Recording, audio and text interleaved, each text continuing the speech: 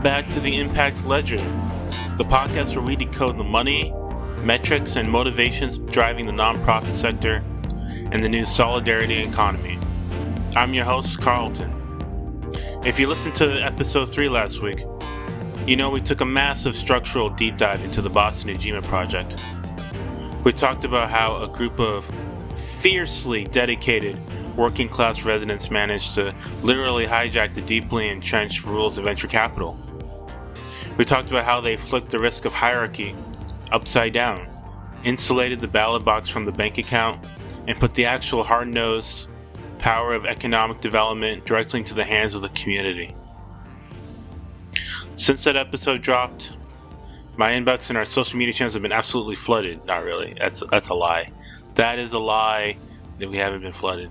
But the number one question I've gotten from myself is this. Carlton, this sounds amazing in theory, but how do I actually build this in my city without getting shut down by the SEC or going bankrupt? Now, I'm not going to build it, but I want to show you how to. Well, grab a notepad and pour yourself some coffee and get ready, because today we're going to build the ultimate bulletproof blueprint. We're going to take not bulletproof, but a blueprint. We're going to take the brilliant foundational genius of the Boston Ujima project, look honestly at where it struggles and stumbles, and then we are going to stitch together an alternative community investment model based off of current models operating across the United States.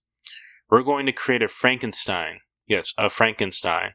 model of democratic finance that actually works, scales, and survives. But before we start building the future of your city, let's briefly recap the present model we are working from. The Boston Ujima project is beautiful. It is an absolute pioneer, or it's one of them in the solidarity economy. But as we discussed last week, it is not perfect. Let's look at its core strengths. First, Ujima. Let's look at its core strengths first. Number 1, Ujima completely violently reverses the traditional power dynamic of capitalism. In normal finance, the people with the most money take the lowest risk and call all the shots. They hold the purse strings, so they hold the power. Ujima flipped it. They put philanthropic giants at the very bottom of the capital stack to act as a permanent shock absorber. A first loss guarantee. That meant unaccredited working class investors could put in $50, earn a 3% yield, and take almost 0% risk. All while democratically voting on which local businesses get funded. It is an incredible historic mechanism for asset building in marginalized communities. But if you're trying to copy-paste the Ujima model to your own town in Ohio or Texas or Georgia, you need to be brutally honest about the model's severe structural weaknesses. You cannot build a resilient system without improving on what's there before you. Number 1, the philanthropic trap. Ujima's entire capitalist stack model relies on a constant, unending stream of donated grant money from foundations to fund that first loss pool and pay for their own massive administrative overhead. If a recession hits, or if a foundation decides to pivot its funding priorities to a new cause, those foundational grants dry up. That's how hypothetical. But if that happens, the whole safety net collapses, leaving working class investors completely exposed. Number 2, democratic fatigue. Getting a majority to show up and vote on every single microloan might be exhausting, depending on what your model is. It is the reality of grassroots organizing. It creates massive administrative friction, requiring a lot of town halls, translation services, and underwriting debates. This can make the deployment of capital slow, which is not ideal for fast-moving local businesses that need a bridge loan today, not in 6 months. And number 3, and this is arguably the biggest hurdle, investor liquidity. When a working-class resident buys a community investment note in a traditional structure, their money is legally locked up in a multi-year maturity, sometimes 3 years, sometimes 5 years, but think about the reality of working-class life. If their car breaks down or their kidneys braces, they can't easily cash out that note. In communities already facing extreme economic precarity, trapping their precious disposable income in an illiquid asset is a barrier to entry. So how do we fix these flaws? How do we build a model that doesn't rely on endless philanthropy charity and can scale without catching the wrath of federal regulators? Let's look at the first massive alteration you need for your blueprint, fixing the liquidity problem. And to do that, we need to travel from Boston all the way to the Pacific Northwest. Enter the East Portland Community Investment Trust, or CIT. This model was brilliantly designed and incubated by the global nonprofit Mercy Corps. They looked at a massive systemic problem in America called asset poverty. Asset poverty basically means a household does not have enough liquid assets, cash on hand, stocks, or savings to survive at the poverty level for 3 months if their main source of income abruptly stops. In many marginalized zip codes, a single $500 emergency is enough to trigger a devastating spiral of eviction and debt. To fix this, the East Portland CIT didn't just create a loan fund. They created a tangible, physical piece of their neighborhood, a 29,000-foot commercial retail strip called Plaza 122, or 122, or 122. I don't know what they call it. I know what they call it, but why do they pronounce it? Once a blighted property, they transferred it into a community asset, but they didn't just lease it out. They restricted the investment pool strictly to residents living in the 4 immediate neighboring zip codes, aggressively targeting local renters who had historically been entirely locked out of the commercial real estate market. After taking a mandatory peer-led financial education course beautifully titled Moving from Owing to Owning, these local residents could buy shares in this massive commercial plaza for as little as $10 to $100 a month. Over time, as the property generates commercial rent from its tenants, the resident investors get an annual dividend, historically averaging a very healthy 7.6%. And the underlying share price appreciates as the real estate value goes up in value. But here's the absolute genius of the CIT model. They solved the liquidity problem that haunts Austin Ujima and so many other community funds. How? They didn't rely on philanthropy. They brought in a commercial bank. The CIT secured a direct pay letter of credit from Northwest Bank to fully backstop the community investments. Let's pause and look at why that specific, highly technical financial instrument changes absolutely everything for the everyday investor. Here's our first Gemini insight. In the realm of democratic finance, the commercial letter of credit acts as a regulatory and financial skeleton key. Under federal securities law, securing a direct pay letter of credit enables a community to trust to utilize the SEC Section 382 exemption, which applies strictly to securities guaranteed by a bank. This mechanism accomplishes two massive transformative objectives. First, it completely de-risks the investment for vulnerable, unaccredited community members without having to rely on a finite, unpredictable pool of philanthropic grant cash. Second, and most importantly, it provides the legal and financial mechanism to offer immediate liquidity. Because the bank explicitly guarantees the principal investment, investors can cash out and sell their shares back to the trust at virtually any point, effectively transforming a rigid, liquid, commercial real estate investment to a highly liquid, high-yield savings account. Carlton here. Think about the psychological freedom that creates. If a single mother in East Portland invests $50 a month for 2 years and suddenly faces an unexpected eviction notice or a transmission repair, she isn't trapped into a rigid 5-year promissory note. She can hit a button, cash out her shares instantly, and save her family from chaos. And this isn't theoretical. Over 80 working-class investors in the East Portland CIT have done exactly that, seamlessly drawing over $146,000 used for down payments on actual homes, college tuition for their kids, and emergency medical bills. If you are building a community fund, you must secure a commercial letter of credit. It is the ultimate shield to protect your most vulnerable investors while giving them the flexibility they desperately need. Alright, that's alteration number 1. Now we need to fix the philanthropic dependency problem. How do we fund these local grassroots businesses without drowning them in fixed predatory debt? And simultaneously, how does the community fund pay its own administrative staff without having to beg wealthy foundations for operational grants every single year. So to solve this, we throw out traditional promissory notes entirely and adopt a revolutionary framework called Non-Extractive finance. The premier pioneer of this model in the U.S. is a national cooperative network called Seed Commons. To understand why Seed Commons is so vital, you have to understand how brutal traditional commercial debt actually is. When a small business gets a bank loan, it requires personal guarantees, meaning the bank can take the owner's house. If the business fails, it requires asset liens, and it requires fixed, inflexible monthly payments regardless of how the business is actually performing in the real world. If a local community bakery has a slow month because of a snowstorm or a supply chain issue, the bank doesn't care. They still demand their pound of flesh on the first of the month. Non-extractive finance looks at that model and says no. It operates on a single, uncompromising, incredibly moral mandate. The returns to the lender must never, under any circumstances, exceed the wealth directly created by the borrower. Seed Commons replaces that fixed predatory debt with a brilliant concept called special net income. Here's how it works.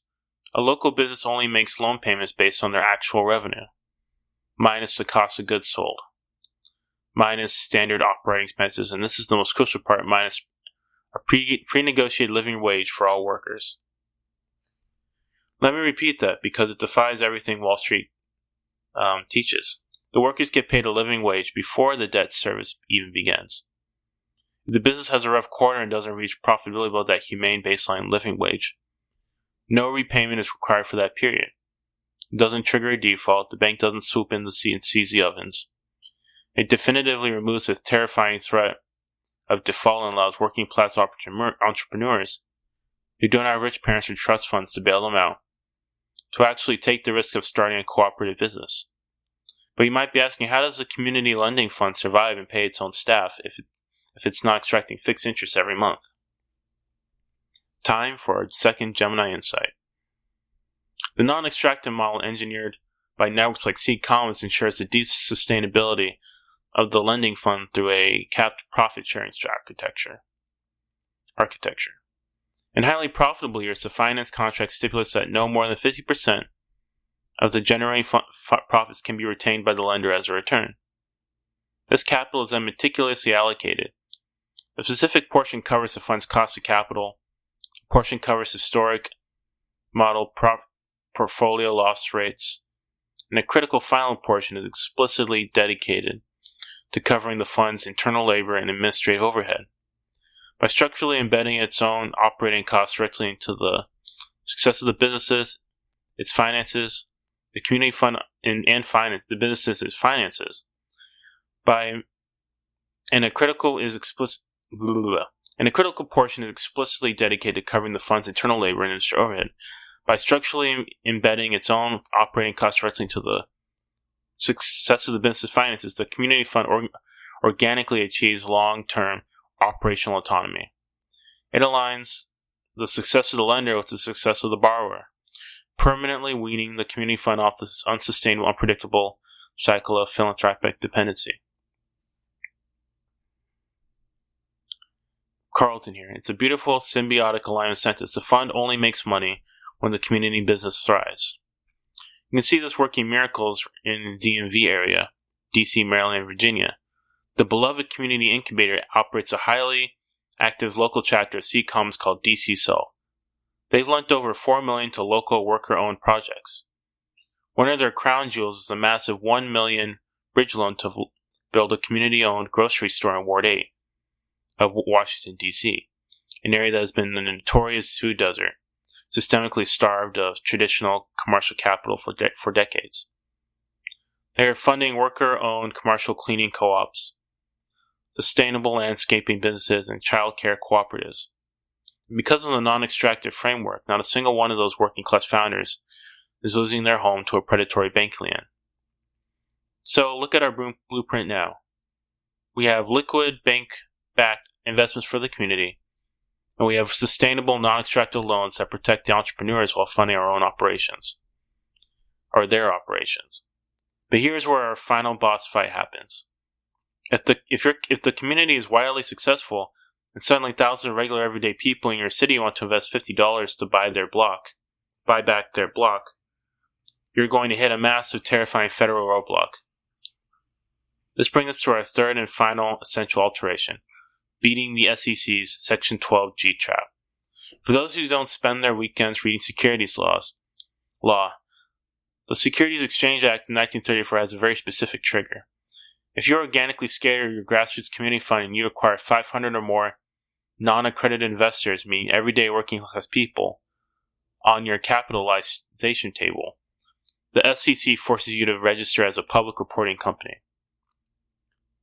Let that sink in. Legally, you are suddenly treated the same exact as a multi-billion-dollar tech stock like Apple or Tesla. The accounting audits, the legal filings, and the sheer compliance costs of public SEC reporting can easily run into hundreds of thousands or even millions of dollars a year. It might bankrupt the grassroots community fund. So how do you legally bypass the federal law designed for Wall Street? You use an SPV.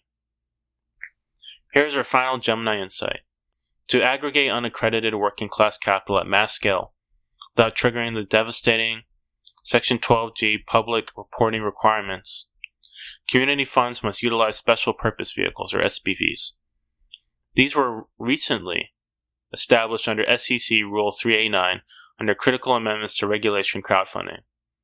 By establishing a Reg CF SPV, a community fund can legally pool the microcapital of thousands of local non-accredited investors into a single unified legal entity.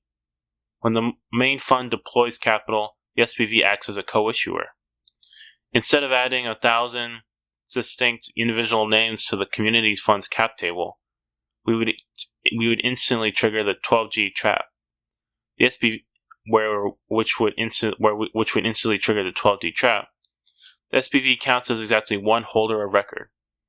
This highly specific legal maneuver permanently immunizes the grassroots fund against forced public registration, while drastically reducing the administrative friction and costs of managing hundreds of individual dividend payouts and annual tax documentation. It is a regulatory hack. You take the immense contributed Carlton here. It's a regulatory hack. You take the immense distributed power of 1,000 individual working class voices, and you legally bundle them into a single compliant microphone. When you combine the SPV structure with permanent state-level corporate bylaws, you unlock the ability to literally buy back your city block by block. Look at the Northeast Investment Cooperative, or NEIC, operating in Minneapolis using specific state-level cooperative statutes. Hundreds of local residents bought 1,000 voting shares. They didn't wait for a wealthy developer. They used that democratically pulled money to aggressively buy up vacant, blighted properties in their own neighborhood, including a massive, rotting old discount mattress warehouse. They entirely rehabbed and transformed into a thriving commercial hub, anchored by Fair State Brewing, which is itself a cooperative. They created a beautiful closed-loop solidarity economy where the community acts as a landlord, the community acts as the investor, and the community actively patronizes the businesses they collectively own. Or look out west at the East Bay Permanent Real Estate Cooperative, or EBPREC, in Oakland, California. They are executing a staggering $72 million Regulation A offering. They are offering everyday unaccredited people to pool their money, buy up. They are allowing everyday unaccredited people to pool their money, buy up residential and commercial properties, and take them permanently, legally off the speculative real estate market. They are stopping gentrification with the very financial tools that cause it. Okay, so we talked a lot about highly technical models today, but if you're sitting at home right now looking at a vacant lot in your block, or the faded awning of a 30-year-old mom and pop shop actively being priced out of your neighborhood, and you want to actually build this, here's your intro. Here's exactly how you stitch the Frankenstein monster together piece by piece. to build a resilient financial fortress in your own city. Do not, under any circumstance, start collecting money from your neighborhood or a GoFundMe page or a Kickstarter or your personal Venmo account. That is a one-way ticket to a massive IRS audit and a litany of federal securities violations. For almost a century, U.S. securities laws have operated under paternalistic assumption that everyday people must be strictly protected from private investments. Stemming from the crash in 1929, these laws essentially banned the working class from pulling money to invest in their own neighborhood's infrastructure, legally restricting their power only to millionaires. That power only to millionaires, so-called accredited investors. You were forced to put your retirement money into Wall Street casinos instead of the bakery down the street. To legally bypass this historical redlining, you must build a dual-engine legal structure. First, you established a philanthropic engine, a formal 501c3 nonprofit or a multi-stakeholder cooperative. This acts as an administrative brain of the operation. Its primary job is to aggressively court massive philanthropic grants. Crucially, this grant money does not need to be paid back. It acts as first loss capital. Foundations love this because it acts as an incredible multiplier for their philanthropic goals, unlocking vastly more community wealth than a standard grant ever could. Then, to handle the actual community investments cleanly, you set up the regulatory conduit, special purpose vehicle, and SPV, utilizing the SEC Rule 3A9 exemption we just talked about. This SPV acts as your regulatory shield. Instead of juggling a chaotic spreadsheet with 1,000 names, which would immediately trigger the SEC to classify you as a publicly traded company requiring millions in compliance, this SPV mathematically bundles hundreds of working-class micro-investors into a single unified legal entity on your capitalization table. It keeps everything 100% above board and keeps the SEC off your back. But of course, consult a lawyer, because I'm not a lawyer. But this is just an overview. Step 2. Secure the safety net, the Section 3A2 exemption. Traditional finance dictates that high returns require high risk, but it is deeply unethical to ask a working class family to risk their rent or grocery money on a local business loan that might default. High risk for them doesn't equal reward, it equals ruin. Before you take a single dollar from a working class neighbor, you must engineer a system where the community gets the upside, but institutional capital bears the downside risk. How do you do that? You take the philanthropic grant money you raise in step 1, and instead of lending it out directly, you walk into a local community-line commercial bank or a regional credit union. You deposit that grant money into a locked interest-bearing account to centralize a direct pay letter of credit. The bank loves this. It's a zero-risk proposition for them because the cash is locked in their vault, and it often earns them Community Reinvestment Act, CRA credits. By having a commercial bank guarantee the investments, your community fund unlocks the SEC Section 3A2 exemption. The law completely changes how it views your operation.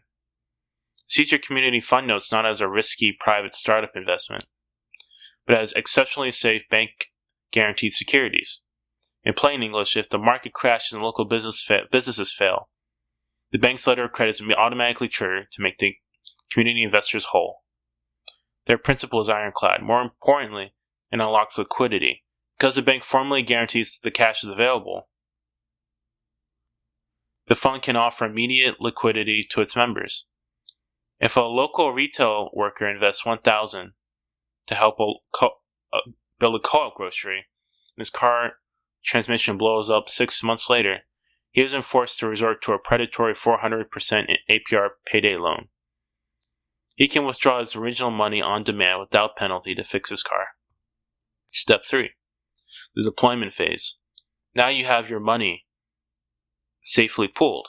When you are finally ready to lend that capital out to a local cooperative or a mom and pop small business, throw the traditional commercial promissory note straight into the trash. Traditional commercial debt is inherently extractive. It demands fixed, rigid payments on the first of every month, regardless of whether a business thrived during a holiday rush or suffered a catastrophic loss due to a pandemic. This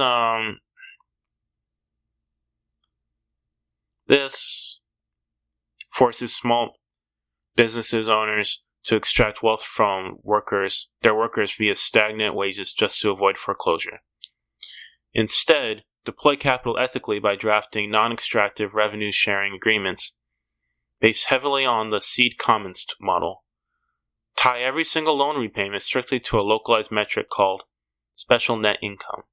The formula is simple: gross revenue minus cost of goods, minus operating expenses, minus living wages for workers, and minus prudent cash reserves. Let's look at a concrete example. If a community-funded bakery has a terrible winter because of severe snowstorms, their gross revenue plummets. Once they pay their workers a mandated living wage and hold back cash reserves for emergencies, their special net income for that month is exactly zero. Therefore, their loan payment for that month is zero. The bank doesn't send collection agents. The community fund absorbs the temporary dry spell, giving the baker the psychological freedom to focus on the business rather than mere survival. But this is not blind charity. It is highly disciplined. It is a highly disciplined investment model. They keep your own lights on, embed a legally capped profit sharing mechanism into that agreement. During the bakery's highly profitable summary months, your fund takes a predetermined slice of the surplus.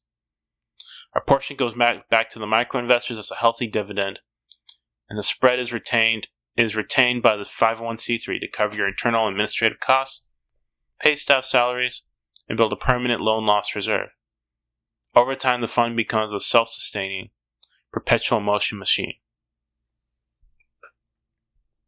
Or it should. I'm not a lawyer. Step 4. The governance phase. This final step is the psychological hurdle that traditional finance professionals, seasoned bureaucrats, and even well-meaning, wealthy philanthropists consistently fail to clear. The prevailing logic of global capitalism is simple. He who has the goal makes the rules. You must aggressively, legally, and permanently dismantle that concept. You have to give up control. You must implement a strict, unalterable, one member, one vote, democratic governance structure in your operating bylaws, exactly like the Boston Ujima Project or the NEIC in Minneapolis. You have to legally decouple the size of a person's financial contribution from their actual voting power. Under this framework, the millionaire gets the exact same single vote at the assembly as the barista. This often causes immense friction with traditional donors, but it is a non-negotiable bedrock of the entire system. Let the community itself decide where the money goes through robust participatory budgeting. You don't have a closed-door investment committee of men in suits deciding who gets the money. You hold massive citywide assemblies in church basements, union halls, and community centers, often with childcare, food, and translation services provided. So every single demographic can participate equally. The community publicly nominates the businesses they love. The fund's professional staff, the accountants and lawyers, run the hard financial math to ensure the business model is actually viable. But they don't make the final choice. The community debates the merits and casts their equal votes. True economic democracy means trusting that the people closest to the pain are closest to the solution. If you snap these 4 pieces together, the regulatory shield, the bank guarantee, the non-extractive loans, and the radical economic democracy, you haven't just built a loan fund. You've built a scalable, community-controlled economic engine. Think about the profound difference between those two things. A traditional loan fund just hands out cash, crosses fingers, and waits for a check in the mail. It is fundamentally passive and extractive. An economic engine, on the other hand, actively changes the gravity of a neighborhood. It creates what economists call a local multiplier effect. Instead of $1 being spent at a multinational chain store and instantly vacuumed out of your zip code to pay billionaires stock dividends in another state, that dollar gets intentionally trapped in a closed-loop system. Imagine a community-owned grocery store funded by your SPV. That store pays a living wage to a local cashier because of your non-extractive loan terms. That cashier takes your paycheck and buys your kid's birthday cake from the worker-owned bakery next door, which was also funded by your community trust. The baker buys his flour from a regional farm collective. The profits from all those thriving businesses eventually flow back into the community trust. which then pays a 7% dividend back to the neighborhood residents who funded it in the first place. You are effectively building an anti-gentrification fortress. When the massive predatory real estate developers finally show up with their bulldozers and their blueprints for luxury condos, they don't find a fractured, vulnerable neighborhood begging for scraps. They find a legally fortified, well-capitalized community that already owns the deeds to its own streets. Which brings us to Carlton's Corner, and my final 2 cents for this entire 4-part series. For the last 4 days, we have talked endlessly about how the traditional financial system extracts wealth, dignity, and autonomy from the working class. It's so incredibly easy to get cynical when you spend your days looking at the massive, opaque power of venture capital firms, the giant politically connected real estate developers, and the rigid, punitive government contracts. It is easy to conclude that the game is just hopelessly permanently rigged against everyone. But what the deep structural research we've covered today proves is something far more optimistic. It proves that the master's tools can be used to dismantle the master's house, but only if you actually know how to use them. The architecture of democratic finance is no longer a utopian pipe dream, discussed in academic sociology seminars. The blueprint is real and it is right here in front of us. We finally have legal exemptions. We have the state-level cooperative corporate statutes. We have the financial technology to process micro-dividends. The only thing missing from this equation is the political will and the grassroots energy to organize it. Speculative real estate market, massive private equity landlords, and traditional commercial banks are not going to willingly hand power and property back to the neighborhoods they've happily extracted rent from for a century. They will not save you. You have to organize, pull your capital, build the blueprint, and buy it back yourselves. And that's it for this episode of the Impact Ledger. That officially wraps up our deep dive into outcomes-based financing and community capital. I want to sincerely thank all of you for sticking with us through some incredibly dense, complex financial and legal concepts over the last 4 days. If you are a community organizer, a local politician, a social worker, or just a resident who is tired of watching their neighborhood change without their permission and wants to buy back their block, check the show notes right now. And we just want you to know that we've linked the comprehensive research on Seed Commons, the Mercy Course, CIT model, the NEIC in Minneapolis, and a specific SEC rule framework. Take those links, hand this blueprint to your local organizers and cooperative lawyers, and get to work. Keep organizing, keep building, keep asking the hard questions. We'll see you next time.